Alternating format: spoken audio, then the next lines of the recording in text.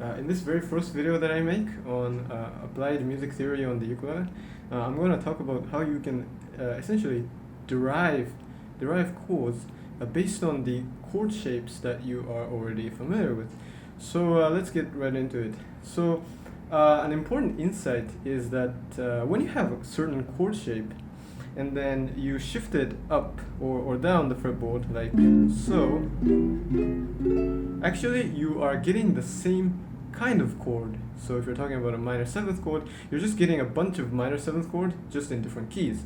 So and this has to do with the fact that, I mean, the reason why we can do it like this, why it works like this, is because when you're retaining the same shape and then you're just shifting it up and down the fretboard, essentially what you're doing is you're keeping the same interval among the notes that make up a chord. You're essentially keeping the same musical distances among the chords. That's why you get the same kind of chord. Yes. So let's just do a few examples right over here. So this right over here is a D minor 7 chord. And we know that the root note of the D minor 7th chord, which is obviously D, and it's this one, the third string.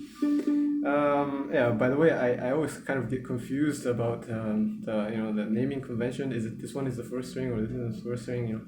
So I kind of don't like that. But this is the first string, this is the second, this is the third. So it's the third string, the root. So when you actually shift it up, this is the E flat note. So that means this is an E flat minor 7th, and this is E flat, E minor 7 chord, this is F minor 7 chord, and so on. And you can just keep doing that for other chord shapes as well. Let's say this is a D7 chord. So when you shift it, upwards, you get a D flat 7 chord. Or let's say you shift it this way, then you get this right over here is E flat. So this is an E flat 7 chord, and so on. So it's just like this, and you can keep doing that. Let's say for this is a B flat major chord. Then we know that the root note is here. Actually, it's also here. So that means if you have the same shape elsewhere on the fretboard, say here, then we know that the root note is always here. I mean, when we talk about this chord shape. So this is a C major chord. So the way I like to wrap my head around this is to associate a specific chord shape with the position of the root note string. I don't know if that was a little bit a long-winded way, but essentially you just have to remember that, for example, if this for this chord shape, we know that the root is here, and likewise for this chord shape, we know that the root is here.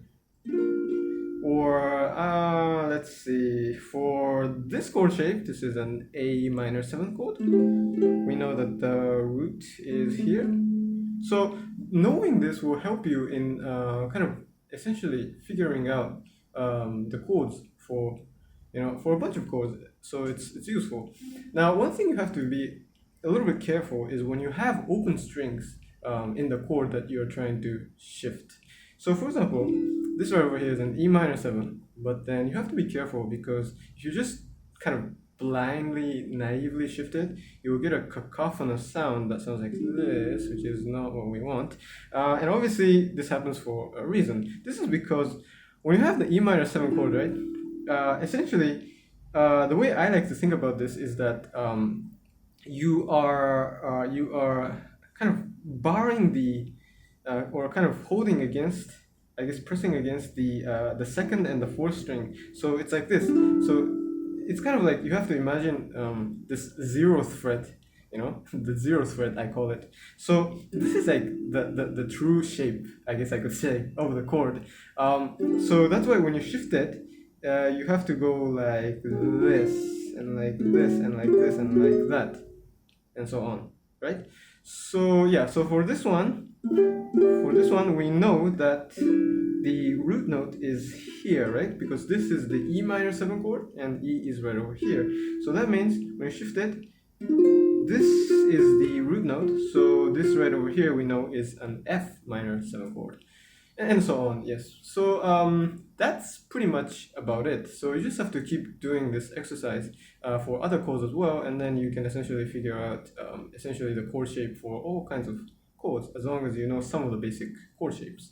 So that's pretty useful. And in the next video, I'm just going to talk about I'm going to talk about how you can apply basically the same principle for the scales and even melodies as well. So thank you for watching.